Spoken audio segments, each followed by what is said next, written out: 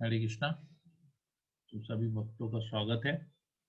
हम लोग जो ये तुलसी देवी, तुलसी महारानी के विषय में, तुलसी महारानी की जो महिमा है उसके विषय में हम लोग चर्चा कर रहे हैं। पहले दिन हमने चर्चा किया कि किस प्रकार ये जो वृंदा देवी तुलसी देवी है, वृंदा देवी तुलसी महारानी जो है, किस प्रकार राधा कृष्ण की लीलाओं में उनके मिलन को संपूर्ण करने में उनका क्या योग्यता है, किस प्रकार वो ही पूरे स्क्रिप्ट राइटर है जहाँ पर वृंदावन में अलग अलग जगह राधा कृष्ण मिल सके। इसका बहुत डिटेल्ड वर्णन है, हमने संक्षेप में किया था।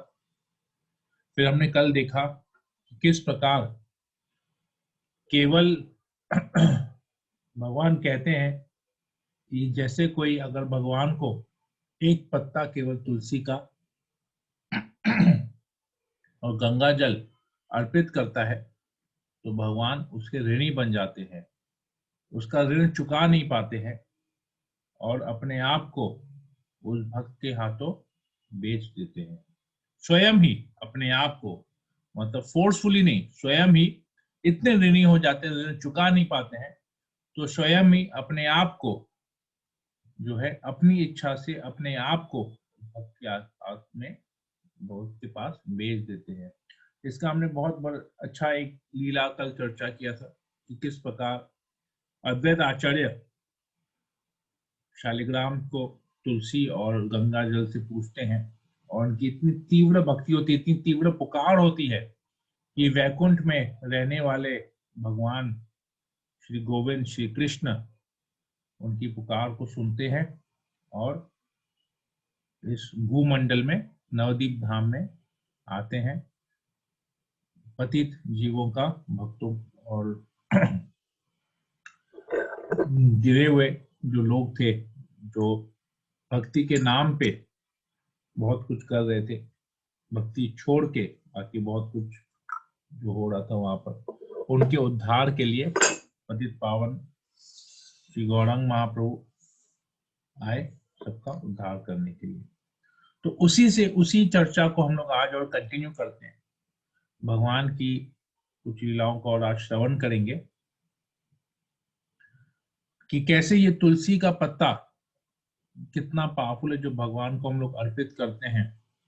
तो कुछ लीलाएं इसके बारे में और भी हम चर्चा करते हैं। आज मंगलाचरण कर लेते हैं। ओम अज्ञानतिमिरान्धस्य ज्ञानाञ्जनशलाकया चक्षुरुन्मीलितं येन तस्मै श्रीगुरुवे नमः। श्रीचैतन्य मनोभीष्टं स्थापितं येन भूतले स्वयं रूप कदा मह्यं ददाति स्वपदान्तिकम्। वन्देऽहं श्रीगुरु श्रीयुतापदकमलं श्रीगुरुवैष्णवांश्च श्रीरूपं साग्रजातं सहगण रघुनाथान्वितं तं सजीवं साद्वैतं सावधूतं परिजनसहितं कृष्णचैतन्य देवं श्रीराधा कृष्णपादान् सहगण ललिता श्रीविशाखान्वितांश्च नमो विष्णुपदाय कृष्णप्रेष्ठाय भूतले श्रीमते भक्तिवेदांत स्वामिनिति नामिने। नमस्ते सरस्वती देवे गौरवाणी प्रचारिणे निर्विशेष शून्यवादी पाश्चात्य देशतारिणे। हे कृष्ण करुणा सिंधो दीनबंधो जगतपते गोपेश गोपिका कांत श्री राधा कांत नमस्ते। तप्त कांचन गौरांगी राधे वृंदावनेश्वरी वृषभानुसुते देवी प्रणमामि हरिप्रिये। नीलाचल निवासाय नित्याय परमात्मने बलभद्र सुभद्राम्यं जगन्नाथाय ते नमः। नमो महावदन्याय कृष्ण प्रेम प्रदायते कृष्णाय कृष्ण चैतन्य नामने गौरते नमः। वाञ्छा कल्पतरुभ्यश्च कृपा सिन्धुभ्येव च पतितानां पावनेभ्यो वैष्णवेभ्यो नमो नमः। जय श्री कृष्ण चैतन्य प्रभु नित्यानंद श्री अद्वैत गदाधर श्रीवासादि गौर भक्त वृंदा। हरे कृष्णा कृष्णा कृष्णा हरे हरे, हरे राम राम राम हरे हरे। मंगलाचरण की जाए। ओके, तो कल हमने गौर लीला के ऊपर चर्चा किया कि किस प्रकार एक तुलसी के पत्ते को श्रद्धा पूर्वक शुद्ध भक्त ने, अद्वैत आचार्य ने भगवान के शालिग्राम को, नरसिंह का शालिग्राम शिला को शुद्ध भक्त ने ऑफर किया और भगवान इस पृथ्वी में उनकी इच्छा पूरी करने के लिए आ गए। तो आज हम लोग देखते हैं, आज हम लोग व्रज लीला के ऊपर जाते हैं। भागवतम में आता है गोवर्धन लीला, बहुत प्रसिद्ध लीला है गोवर्धन लीला। सबको पता है किस प्रकार जो है कृष्ण ने अपने बाएं हाथ की अंतिम उंगली के ऊपर में गिरिराज को धारण किया। ये गोवर्धन लीला बहुत फेमस है। तो हम लोग इसकी शुरुआत में जाते हैं, जब कृष्ण जो है, जब पूरे ब्रजवासी इंद्र को प्रसन्न करने के लिए बहुत सारे व्यंजन, यज्ञ के लिए बहुत सारी सामग्री, सब कुछ प्रिपरेशन में लगे हुए थे, तैयारी में लगे हुए थे। इंद्र को प्रसन्न करने के लिए जो यज्ञ वो लोग हर साल जो यज्ञ करते थे, उस यज्ञ को संपन्न करने के लिए सब लोग तैयारी में लगे हुए थे। तो कृष्ण वहां पर आते हैं और नंद महाराज से पूछते हैं कि हे पिताश्री, हे बाबा, ये आप क्या कर रहे हैं? तो नंद महाराज बोले कि अभी तुम छोटे हो, ये सब चीज में इंटरफियर मत करो, हम लोगों को अपना कार्य करने दो, तुम जाओ अपने दोस्तों के साथ, बलराम के साथ जाके खेलो। तो कृष्ण कहते हैं नहीं, आपने पिछले साल भी ये कहा था तो मैं चले गया था, पर पिछले साल मैं 6 साल का था, अभी मैं 7 साल का हो गया हूं, मैं बड़ा हो गया हूं, इस बार तो आपको बताना पड़ेगा। बोला अच्छा, बड़ा हो गया है, शक्तिशाली हो गया है, क्या शक्ति है तुम में? केवल माखन चुराते हो और मिट्टी के बर्तनों को तोड़ देते हो, यही तो तुम्हारी शक्ति है। और क्या है, एक साल में तुमने बचपन से जो करते आ रहे हो, एक साल में भी, पिछले साल भी तुमने यही किया, इस साल भी यही कर रहे हो, कहाँ से कैसे तुम बड़े हुए? बोले नहीं, मेरे में तो बुद्धि आ गई है, अब आप जो बोलेंगे मैं समझ जाऊंगा। बोला अच्छा, क्या बुद्धि आई है? मैं तुमको बोलता हूँ जाओ, खाने का समय हो गया है, तो तुम माखन चुराने चले जाते हो। तुमको बोलता हूँ घर में बैठ के खाओ, तो घर में जाते हो तो माटी खाते हो। तो ये बुद्धि हुई तुम्हारी? बोला फिर भी कृष्ण बहुत जिद करते हैं, और कृष्ण तो कृष्ण है, सबके जो है लाला है, सबके प्रिय है। तो नंद महाराज उनको बताते हैं वो क्यों, ये हर साल की तरह वो लोग क्यों इंद्र की पूजा करने के लिए सब कर रहे थे। तो कृष्ण कहते नहीं, इंद्र की पूजा नहीं करो, इंद्र के पास तो 1000 आंखें हैं, पर आज तक आपने देखा है कि आप लोग जो ये सब भोग देते हैं इंद्र को, ये जो यज्ञ करते हैं, यज्ञ में आहुति देते हैं, इतना सब कुछ भोग व्यंजन जब इंद्र को ऑफर करते हैं, तो क्या कभी आपने देखा है इंद्र के अपनी 1000 आंखें होने के बावजूद भी इंद्र आपके इस पूजा में इस भोग को देखते नहीं है? तो बोले हाँ बात तो सही है, इंद्र तो नहीं देखता है, तो क्या करें? बोले गिरिराज को दो, देखो गिरिराज आपके देखेगा, गिरिराज के पास तो आंखें हैं। बोले अच्छा, जैसे ये बोला तो सब ब्रजवासी वहां आ गए। बोले नहीं, गिरिराज की आंखें, हम तो इतने साल से यहाँ पर है, हमने तो कभी गिरिराज की आंखें नहीं देखी, गोवर्धन की आंखें नहीं देखी। बोले ध्यान से देखो, गोवर्धन को ध्यान से देखो, इसकी आंखें हैं। तो जैसे ही सब लोग वहां पर नजर लगाते हैं गोवर्धन के ऊपर, तो गोवर्धन में आंखें बन जाती है।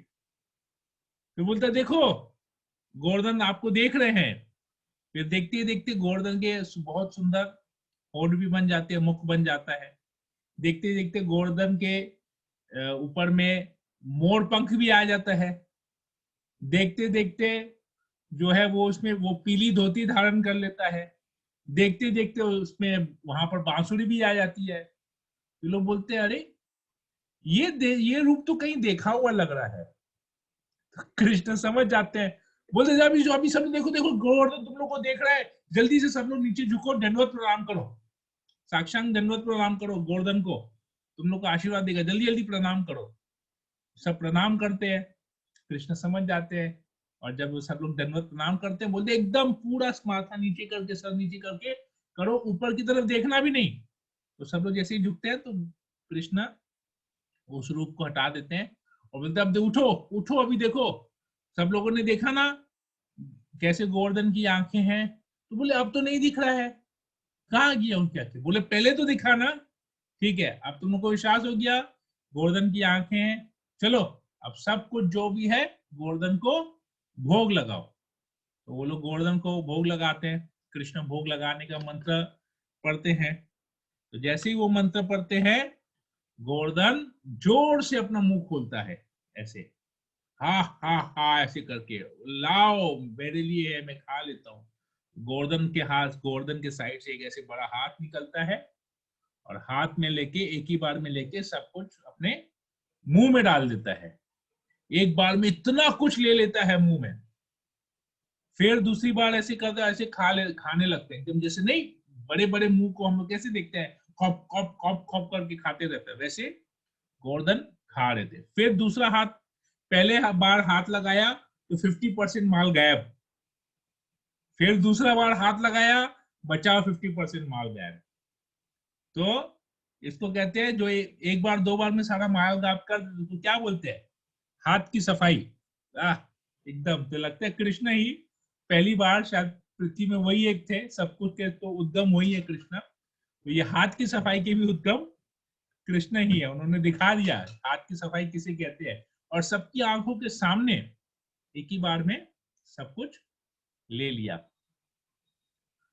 तो कृष्ण कहते हैं, गोवर्धन कहते हैं और लाओ, अनियोर अनियोर और लेके आओ और लेके आओ, ये क्या कर रहे हो तुम लोग, क्या मैं कुछ साधारण, मेरा साइज देखो, मेरे साइज के हिसाब से मुझे ऑफरिंग करो, मुझे भोग लगाओ मेरे साइज के साथ, और लेके आओ। तो ये लोग भी जाते हैं घर में, बोलते अरे 2 दिन 3 दिन का मेहनत है तो 2 दिन 2 मिनट में गायब कर दिया। फिर भागते हैं घर से और भी देखते हैं, ये तो सारा कुक किया वो सामान लेके आए, अब मिठाई मिठाई सब लेके, अब घर में जो फल वल पड़े थे उन सब फलों को भी लेके आ गए, फल भी था दूध भी था, ये सब लेके आए वापस से, पूरा ऐसा नहीं कि हाथ में उठा के छोटे छोटे बर्तन लेके आए हम लोग की तरह, जो हम लोग कंजूस में 2-3 जनों के हिसाब से बनाते हैं, तो ब्रज भूमि है उधर तो बनता है, तो बहुत बनता है, प्रचुर मात्रा में सब कुछ बनता है।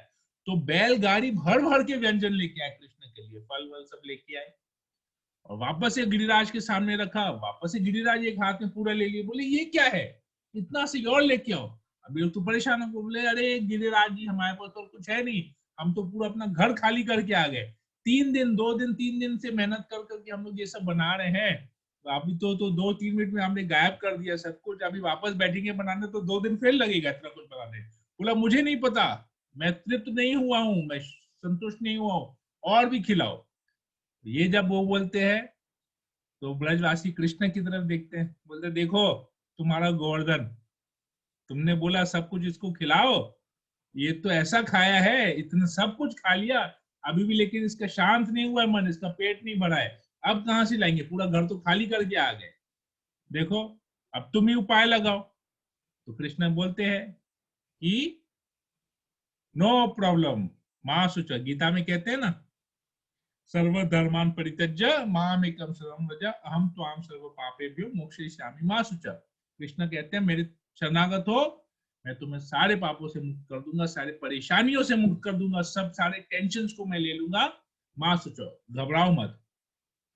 तो यहाँ पर भी कहते हैं माँ शुचः, मैं हूं, टेंशन मत लो। कृष्ण कहते हैं ये लो। अब कृष्ण तो जानते हैं राज क्या है, पत्रम पुष्पम फलम तोयम, तो एक पत्ता भी तुलसी का पत्ता ऑफर करता है, कृष्ण संतुष्ट हो जाते हैं, और तो गिरिराज और कोई नहीं, तो स्वयं कृष्ण ही है। तो ब्रजवासी को देता है, लो ये तुलसी का पत्ता, अब ये इनको ऑफर करो। अब जैसे ही गिरिराज जी हाथ बढ़ा के तुलसी का पत्ता लेते हैं, एक पत्ता केवल तुलसी का लेते हैं, मुंह में डालते हैं, आहा मैं तो तृप्त हो गया इससे। तो ब्रजवासी भी खुश, बोले अरे वाह ये तो बहुत अच्छा टेक्निक था कृष्ण का। वाकई में इसकी बात मानने में तो फायदा ही है, नुकसान तो किसी तरह का नहीं। इसका तो हर प्रॉब्लम का सोल्यूशन है, हर बात का सोल्यूशन है। तो कहते हैं अभी और कुछ, इसको कुछ और कुछ देना है, इसको माउथ फ्रेशनर वगैरह देना है कि ना इससे हो गया? बोला यही तुलसी का पत्ता ही माउथ फ्रेशनर का काम कर लिया और एकदम खत्म, सब कुछ खत्म, डिनर ओवर, लंच ओवर, एकदम फीस्ट ओवर हो गया। गोवर्धन खुश हो गया। बोला अब गिरिराज ने क्या किया, वहां से पेड़ उठाया, पेड़ उठा के अपने दांतों में ऐसे लगाया, टूथपिक की तरह, कुछ अटका अटका था सब, फिर पेड़ को फेंका। फिर वहां पर जो मानसी गंगा है उससे लेके अपना जो है कुल्ला किया, कुल्ला की, और ऐसे जैसे उस पानी को अपने मुंह से निकाला गिरिराज ने, तो वहां पर कहते हैं कि एक इंद्रधनुष बन गया। और इंद्रधनुष बन गया, पूरा इंद्रधनुष का प्रकाश आ गया वहां पर। और जहां जहां पर वो पानी की बूंदे गिरी, वहां वहां पर बहुत सुंदर फूल उत्पन्न हो गए। तो कृष्ण ने बोला देखो यही है गिरिराज, ये सिर्फ लेता नहीं है, ये देता भी है। इतना तुम लोगों ने सुंदर भोजन कराया है इसको, देखो बदले में इतना सुंदर बगीचा हम लोग के लिए बना दिया। इंस्टेंट जितना जल्दी भोजन खाया उससे डबल ट्रिपल स्पीड में आपके लिए बगीचा भी बना दिया, इतने सारे सुंदर फूल भी आ गए वहां पर। तो ये हुआ। बोला और कुछ? बोला नहीं, बस अब गोवर्धन की परिक्रमा करो और चलो सब लोग अपने घर। तो ये देखते हैं कि देखिए तुलसी पत्ते में, कहने का अर्थ ये है कि केवल एक तुलसी पत्ते में इतनी क्षमता है कि वो गिरिराज को भी, गोवर्धन, गिरिराज गोवर्धन को भी संतुष्ट कर सकती है। इसमें वे एक और लीला आती है, इसी एक तुलसी पत्ते में किस प्रकार कृष्ण अपने आप का जो है बेचते अपने आप को। कृष्ण का मोल अगर लगाना हो तो ये एक तुलसी का पत्ता है। ये द्वारका लीला के ऊपर आती है। तो कृष्ण की 16,108 पटरानियां थी। तो उसमें से एक पटरानी थी सत्यभामा। तो सत्यभामा को बहुत अहंकार था अपनी सुंदरता के ऊपर। सत्यभामा सोचती थी कि मेरे जैसी सुंदर कृष्ण की और कोई रानी नहीं है, और कृष्ण सबसे ज्यादा केवल मुझसे ही प्रेम करते हैं। ये बात अब हृदय में अगर घमंड आ गया, भक्त के हृदय में अगर घमंड आ गया, तो कृष्ण जो है उस घमंड को तोड़ देंगे, क्योंकि वो घमंड जो है वो भक्ति में बहुत बड़ी बाधा बनती है, हमारी सेवा में, भक्ति में बहुत बड़ी बाधा बनती है। तो कृष्ण ने क्या किया, अपने शुद्ध भक्त नारद मुनि को वहां पर भेजा द्वारका में। तो नारद मुनि वहां पर आए। नारद मुनि ने देखा सत्यभामा ने उनकी बहुत सेवा की। तो सत्यभामा को बोला अरे मैं आपकी सेवा से बहुत प्रसन्न हूं, तो मांगिए, आपको जो वर मांगना हो मुझसे मांगिए, मैं उसको पूरा करूंगा। तो सत्यभामा कहती है क्योंकि कृष्ण मुझसे इतना स्नेह करते हैं, इतना प्रेम करते हैं, मैं चाहती हूं कि अगले जन्म में भी कृष्ण मुझे पति के रूप में मिले। तो नारद मुनि कहते हैं कि शास्त्रों के अनुसार अगर आपको अगले जन्म में कुछ चाहिए, कोई प्रिय वस्तु चाहिए, तो इस जन्म में आपको उसको दान करना होगा, तभी वो अगले जन्म में आपको वापस से उसकी प्राप्ति होगी, वो चीज मिलेगी। तो सत्यभामा भी बोलती है हाँ ठीक है, मैंने कृष्ण को दान दिया। और वो दान का जो मंत्र होता है, हम लोग देखते हैं हर किसी मंदिर में जब जाते हैं तो कैसे हम लोग से वो पुजारी, वहां के पुजारी हमसे कैसे दान करवाते हैं, वैसे नारद मुनि ने उस दान का मंत्र उच्चारण किया, सत्यभामा ने उसके पीछे पीछे दोहराए वो मंत्र, और श्री कृष्ण अर्पणम करम, अब हो गया। बोले ठीक है, तुम्हारी इच्छा पूरी होगी अगले जन्म में।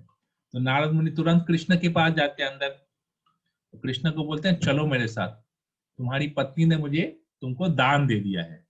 तो कृष्ण बोले अब मैं तो कुछ कर नहीं सकता, अब बकायदा ही दान का मंत्र बोला है, शास्त्र का मंत्र बोला है, तो मुझे तो, शास्त्र तो मैंने ही बनाए हैं, मेरे से ही निकले, तो मुझे तो इसको पालन करना पड़ेगा। तो कृष्ण नारद मुनि के साथ निकलते हैं बाहर।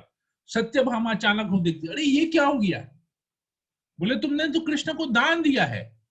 बोलो अभी थोड़ी ना दान दिया, ये तो जब होगा कृष्ण के साथ हमारी लीलाएं पूरी होंगी तब कृष्ण जाएंगे। बोले नहीं, दान अभी दिया तो अभी कृष्ण मेरे साथ जाएगा।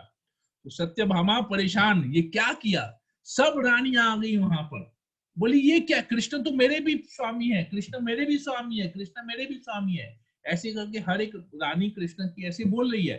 बोले ये कौन होती है अकेले डिसीजन लेने वाली कि इसने कृष्ण को कैसे दान दिया, इसके अकेला हक ही नहीं बनता है। हम लोग 16,108 रानी है, हम लोग सबका कृष्ण के ऊपर बराबर सा हक है। बोले मैं कुछ नहीं कर सकता, एक बार दान दिया हुआ चीज बस खत्म। तो बोले नहीं, हे नारद मुनि आपके पास कुछ तो उपाय होगा। तो बोले ठीक है, मैं एक शर्त पे कृष्ण को आपको लौटा सकता हूं। आप कृष्ण के समान वजनदार चीज कुछ लाइए और मुझे दान में दीजिए, कृष्ण की तुलना में कुछ मुझे ऐसा दान में दीजिए, तो मैं कृष्ण को आपको वापस कर दूंगा और वो चीज लेके मैं संतुष्ट हो जाऊंगा, लेके चले जाऊंगा।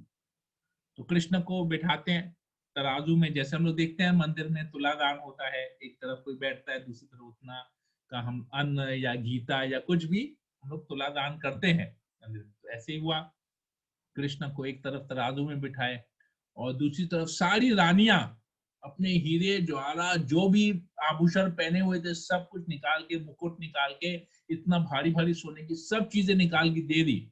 पर मजाल है कृष्ण का पल्ला हिले, इतना कुछ यहाँ पर भर दिया पर कृष्ण का जो पल्ला नीचे है सो नीचे ही है, ऊपर हो ही नहीं रहा है। तो लोग परेशान कि हो क्या रहा है, ये कृष्ण हिल क्यों नहीं रहे हैं। फिर सत्यभामा बोलती है ये सबसे, ये मेरी वजह से हुआ क्योंकि मैं कृष्ण की सबसे प्रिय हूं, तो मैं जब इसमें अपने आभूषण रखूंगी तुरंत कृष्ण उड़ जाएंगे, कृष्ण का पल्ला उड़ जाएगा और समान हो जाएगा कृष्ण के। तो वो जहां से अपने आभूषण उतार के सब कुछ रखती है तो वहां पर भी कुछ नहीं होता है। कानों की कुंडल उतार देती है, नथनी उतार देती है, हाथ के जो चूड़े होते हैं सब निकाल के वहां रख देती है, परंतु कृष्ण का पल्ला तो हिलने वाला ही नहीं है। तो ये लोग, तो सत्यभामा घबराते हुए भागते भागते जाती है रुक्मिणी के पास, जो सबसे प्रमुख, जो कृष्ण की रानी है रुक्मिणी, उसके पास जाती है और देखती है कि रुक्मिणी क्या कर रही होती है, तुलसी सेवा कर रही होती है।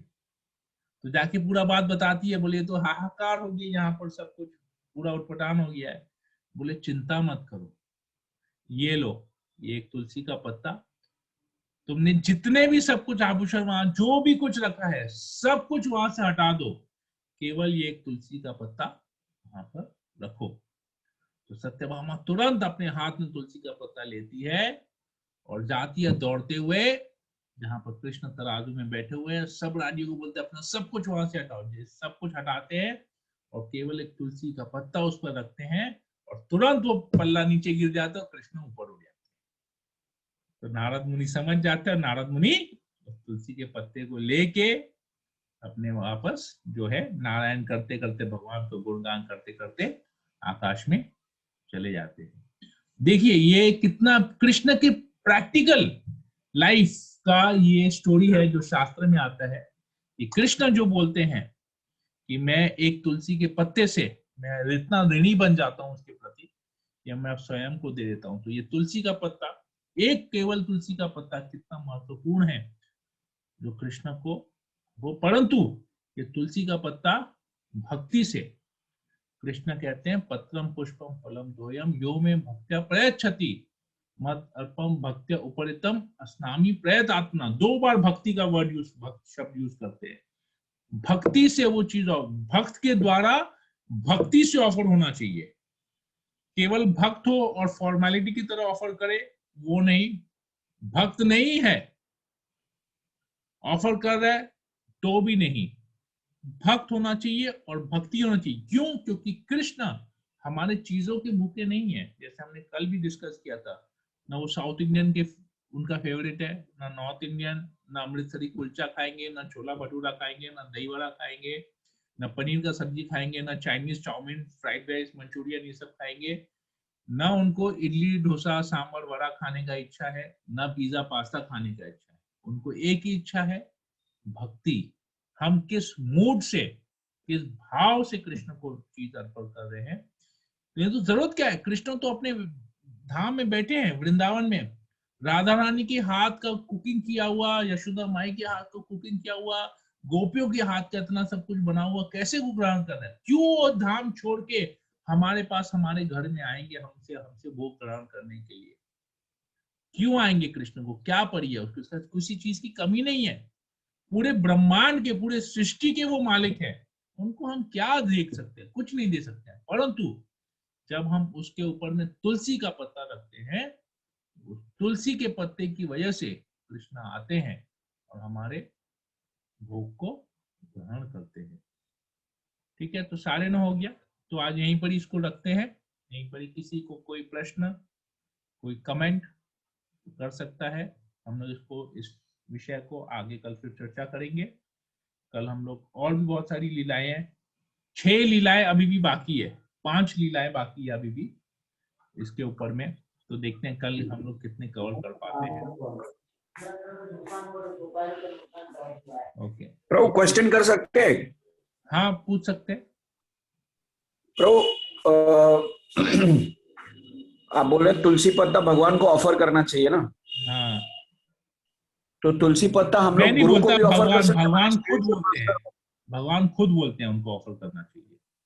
हम लोग जी नहीं, मेरा प्रश्न है कि क्या हाँ, हम लोग तुलसी पत्ता स्पिरिचुअल मास्टर को भी ऑफर कर सकते हैं? भगवान को ऑफर करने के बाद as mahaprasad the spiritual master always accepts it, but in the form of mahaprasad, not in the form of bhoga. जी प्रभु। क्योंकि प्रभुपाद तो तुलसी पत्ता ग्रहण करते थे। प्रभुपाद तो भगवान की चरण तुलसी को ग्रहण करते थे, भगवान की चरण तुलसी को। तो charan tulsi our spiritual master accept because it is prasad. And वो लोग के ग्रहण करने का जब हम ग्रहण करते हैं तो हमारे लिए महाप्रसाद हो जाता है। क्योंकि हम लोग जब, देखिए हिसाब से तो हमारे गुरु महाराज इसको एक्सेप्ट कर रहे हैं। हम लोग जब भगवान को भोग लगाते हैं तो हम लोग क्या बोलते हैं? सबसे पहला मंत्र हमारा क्या होता है? नमो विष्णु पदाय कृष्ण प्रेष्ठाय भूतले श्रीमते भक्ति वेदांत स्वामिनिति नामिने नमस्ते सरस्वती देवी गौरवाणी प्रचारिणे निर्विशेष शून्यादि पाश्चात्य देवतारे। हम लोग शीला प्रभुपाद से या अपने गुरु महाराज से, अगर इनिशिएटेड है तो गुरु महाराज का मंत्र पहले आता है, नॉन इनिशिएटेड है तो प्रभुपाद का मंत्र पहले आता है। प्रभुपाद का मंत्र के बाद चैतन्य महाप्रभु का मंत्र का उच्चारण करते हैं, फिर भगवान का मंत्र का उच्चारण करते हैं। तो हम लोग क्या मंत्र में बोलते हैं? हमारा मूड क्या रहता है कि मेरी कोई योग्यता नहीं है भगवान को भोग लगाने की, भगवान की मैं कुछ ऑफर कर सकूं। हे गुरु महाराज, मैं आपकी सेवा कर रहा हूं, केवल आपकी सहायता कर रहा हूं, क्योंकि आपके बिना भगवान कुछ एक्सेप्ट नहीं करेंगे। हमारे गुरु अपने गुरु को, वो अपने गुरु को, वो अपने गुरु को, ऐसे करके महाप्रभु को और वो कृष्ण को ऑफर होता है। और फिर जब लेते हैं तो सब लोगों ने ग्रहण कर लिया। कृष्ण ने खाया, राधा रानी ने लिया, चैतन्य महाप्रभु ने उसको एक्सेप्ट किया, सद गोस्वामी ने उसको एक्सेप्ट किया, पूरी गुरु परंपरा ने उसको एक्सेप्ट किया, प्रभुपाद ने एक्सेप्ट किया, हमारे गुरु महाराज ने एक्सेप्ट किया। अब हमारी बारी है एक्सेप्ट करने की। तो हम लोग तो ऑटोमेटिकली गुरु महाराज को ऑफर कर दिए या प्रभुपाद को ऑफर कर दिए। क्लियर है प्रभु? तो हमको अलग से तो करना ही नहीं है, हमारा तो ऑलरेडी उसी में आ गया। हमने जब भोग लगाया तो already everybody has accepted, that is why it is महाप्रसाद, because our entire परंपरा has also accepted it and then only we are हम लोग उसको ऑनर कर रहे हैं। तो अलग से भोग, अलग से तुलसी भोग लगाने का कोई प्रश्न ही नहीं आता है। whatever we offer, it is in the parampara, and when we offer in the parampara is also accepting it. Okay, ठीक है प्रभु? थैंक यू प्रभु। ओके, और किसी को कोई प्रश्न या कोई कमेंट? विजय प्रभु, शैली, राखी, पूजा माता जी, अशोक प्रभु, निकिता माता जी, हाँ माता जी, ओके, मंजू माता जी, निकिता माता जी, अशोक प्रभु, हरे कृष्ण माता जी, बोलिए। आधा घंटा टाइम कम नहीं है? अच्छा, आधा घंटा टाइम तो बहुत है। भगवान की लीला ऐसी है कि नॉन स्टॉप होते रहे तो अच्छा है। 8:30 से करिए ना थोड़ा सा।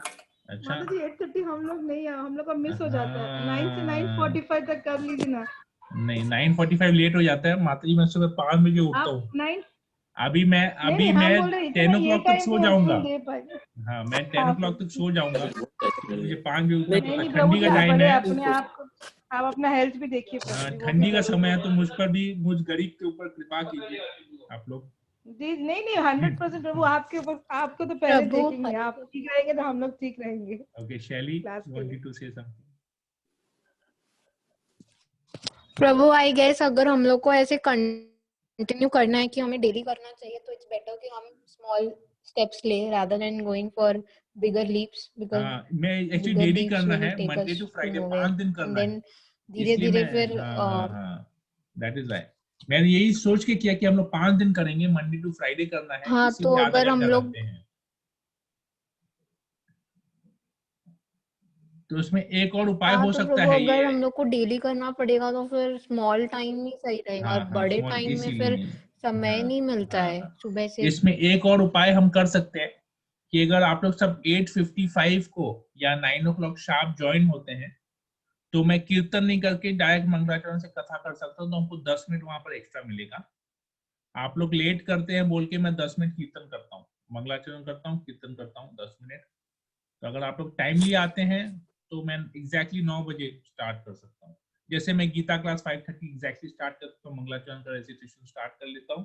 आप लोग जुड़ते लेट से हैं, अगर आप लोग टाइमली जुड़ते हैं, जैसे आज 4 जन 3 जन टाइमली जुड़ गए थे एकदम 9 बजे, मतलब मेरा लैपटॉप ऑन होने में देर लग गया, मैं जैसे जूम ऑन किया ऑलरेडी लोग वेट कर रहे थे, वेटिंग रूम में वेट कर रहे थे ज्वाइन होने के लिए। तो ये अगर आप लोग टाइमली आते हैं तो मैं फिर कीर्तन नहीं करके डायरेक्टली कथा कर सकता हूँ, तो 5-10 मिनट हमको एक्स्ट्रा वहां पर मिल जाएगा।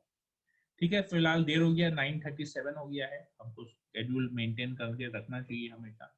भक्तों का सबसे बड़ा, लाइफ का सबसे बड़ा अचीवमेंट तभी होता है जब वो लोग डिसिप्लिन फॉलो करते हैं और टाइम मैनेजमेंट को फॉलो करते हैं। तो हम लोग यहीं पर ही रखते हैं फिर, और कोई अगर प्रश्न हो या कमेंट हो फिर हम लोग कल की क्लास में ले सकते हैं। एकादशी का प्रभु जी। एकादशी परसों है 11 तारीख को, आज क्या है 9 तारीख है, जी प्रभु जी, आज 9 हाँ तारीख 11 तारीख को एकादशी है, 11th को। जी। ठीक है, तो यहीं पर ये रखते हैं। आप सब लोगों का बहुत बहुत धन्यवाद।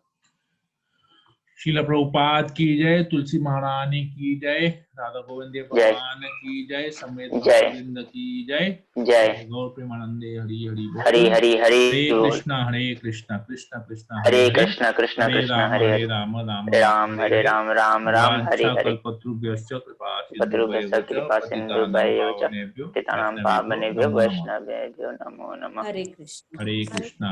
हरे कृष्णा।